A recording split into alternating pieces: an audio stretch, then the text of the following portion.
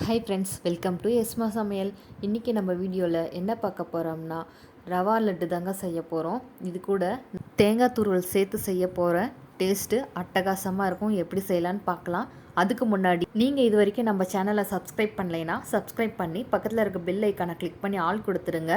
அப்போ தான் நாங்கள் போடுற வீடியோஸ் எல்லாம் உங்களுக்கு உடனுக்குடனே நோட்டிஃபிகேஷனாக வரும். வாங்க வீடியோக்குள்ளே போகலாம். 200 கிராம் அளவுக்கு ரவை எடுத்து வச்சுருக்கேன். இது எனக்கு 1 டம்ளர் வந்தது. 3/4 டம்ளர் அளவுக்கு சர்க்கரை எடுத்துக்கலாம். கொஞ்சமாக பால் எடுத்துக்கலாம்.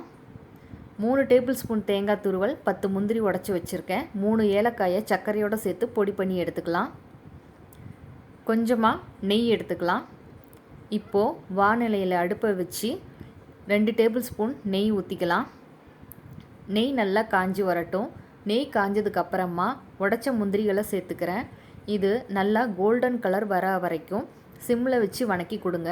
இது கூட நீங்கள் உடச்ச பாதாம், திராட்சை எல்லாமே சேர்த்து செஞ்சுக்கலாம். நான் இன்றைக்கி வெறும் முந்திரி மட்டும்தான் போட்டு செய்கிறேன். அடுப்பை முடிஞ்ச வரைக்கும் சிம்மிலே வச்சு செய்யுங்க, இல்லைன்னா முந்திரி கருக ஆரம்பிச்சிரும். இப்போது கோல்டன் கலர் வந்ததுக்கப்புறமா தேங்காய் துருவல் சேர்த்துக்கிறேன். இது ஈரப்பதம் போய் நல்லா உதிரி உதிரியாக வர வரைக்கும் வறுத்துக்கோங்க.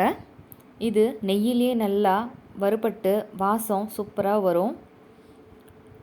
இதையும் சிம்லே வச்சு வணக்குங்க. இப்போது இது நல்லா வணங்கிடுச்சு. இது கூட எடுத்து வச்ச ரவையை சேர்த்துக்கலாம். ரவையை சேர்த்துனதுக்கப்புறமா நல்லா வாசம் வர வரைக்கும் வணக்கி விடுங்க. இது கொஞ்சம் நேரம் இதோட சேர்ந்து நல்லா வதங்கட்டும். இப்போது ரவை நெய்யோடு மிக்ஸ் ஆகி நல்ல ஒரு வாசத்தோடு வணங்கி வந்துக்கிட்டு இருக்கு. இது நல்லா வணங்கினதுக்கு அப்புறமா சர்க்கரையை சேர்த்துக்கலாம். சர்க்கரையை சேர்த்ததுக்கப்புறமா நல்லா ரவையோடு மிக்ஸ் பண்ணி விடுங்க. இது கொஞ்சம் நேரம் அந்த சூட்டுலேயே வணங்கி வரட்டும்.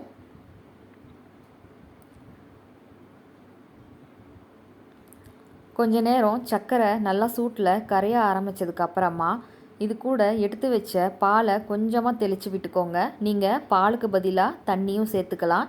நான் 1 நாள் 2 நாளில் சாப்பிட்டு முடிச்சிருவோம் அப்படிங்கிறதுக்காக பால் சேர்த்துருக்கேன். உங்களுக்கு வேணான்னா சர்க்கரை பாகை கம்பி பதத்துக்கும் கொஞ்சம் மிச்சமாக ஒரு கொதி விட்டு அதில் ரவையை சேர்த்து கூட கிளறி உருண்டை பிடிச்சி வச்சுக்கலாம். இது ஒரு வாரம் 10 நாள் வரைக்கும் வச்சு சாப்பிட்லாம். இப்போது ரவை நல்லா திரண்டு வந்ததுக்கப்புறமா ஆற விட்டு நெய் தடவி உருண்டை பிடிச்சி லட்டுகளாக எடுத்து வச்சுக்கலாம். ஃபஸ்ட்டு கொஞ்சம் உருண்டை பிடிக்கும் போது இணக்கமாக இருந்தாலும் பிடிச்சு வச்ச 5 நிமிஷத்தில் நல்லா செட் ஆகிரும். பாருங்கள், சூப்பரான ரவா லட்டு சுவையாக ரெடி ஆகிடுச்சு. இந்த வீடியோ உங்களுக்கு பிடிச்சிருந்தா லைக், ஷேர், சப்ஸ்கிரைப் பண்ணுங்கள். தேங்க்ஸ் ஃபார் வாட்சிங்.